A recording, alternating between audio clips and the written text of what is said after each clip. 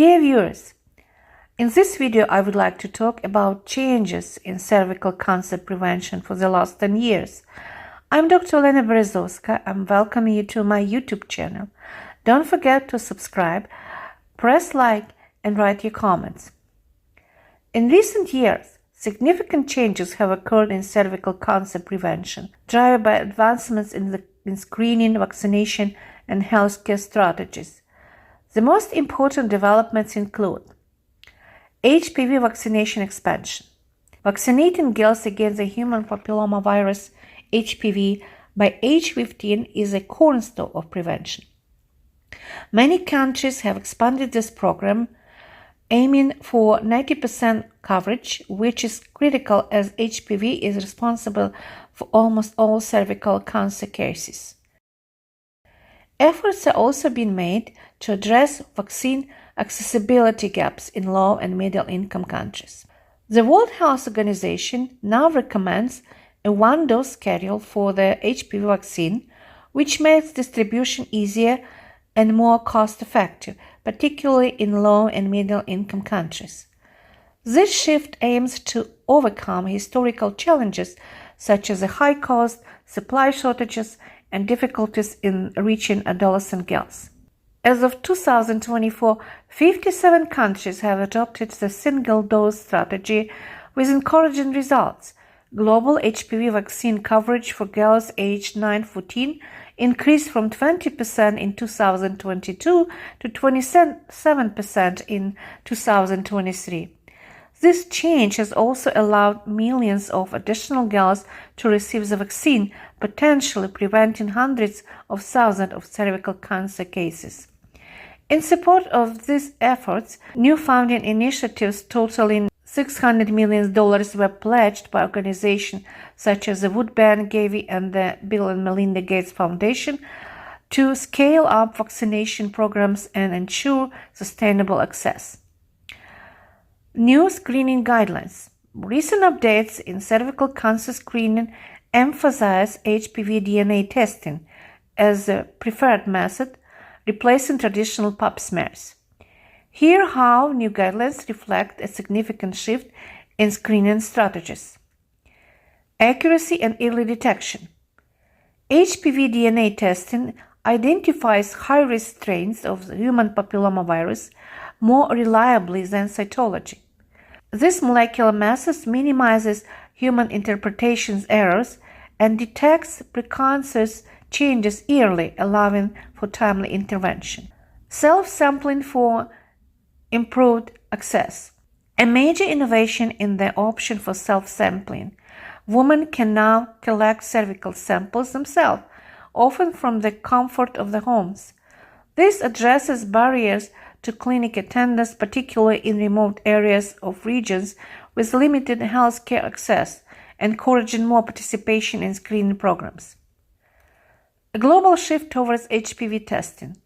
The World Health Organization recommends HPV DNA testing as a primary screening tool for cervical cancer prevention. The adoption of this strategy has been instrumental in increasing screening efficiency and lowering the incidence of cervical cancer globally.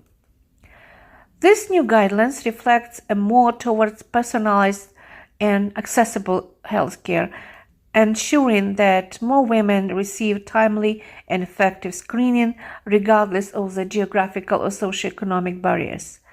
This progress, combined with HPV vaccination efforts, is expected to significantly reduce cervical cancer rates over the coming decades. Extended screening interval. Screening intervals for cervical cancer have been extended from 3 to 5 years for certain populations due to the greater accuracy and long-term protection offered by HPV DNA testing compared to traditional pap smears. Here are the key reasons behind this change. Greater sensitivity of HPV testing. HPV DNA testing identifies high-risk strains of HPV more reliably, detecting precancerous lesion early than cytology-based pap tests. Since HPV infections that could lead to cancer develop slowly, Frequent screenings are not necessary if the initial HPV test is negative. Low risk of rapid progression. Research shows that in individuals with HPV test results, the likelihood of developing cervical cancer in the next 5 years is extremely low. This reduces the need for more frequent screenings, making longer intervals safe for low-risk individuals. Resource optimization. Extending screening intervals allows the healthcare system to allocate resources more efficiently. With fewer screenings, the system can focus on higher-risk populations, improve vaccination efforts, and encourage broader participation through accessible services like self-sampling. Evidence from longitudinal studies. Studies confirm that women who test negative for high-risk HPV strains are well protected for several years. As a result, countries are adjusting screening protocols, ensuring safety while reducing the frequency of unnecessary tests. In summary, the shift towards extended screening intervals reflects the improved sensitivity of HPV DNA tests and slow progression of HPV-related lesions, and the need for more efficient use of healthcare resources without compromising patient safety. Global elimination goals.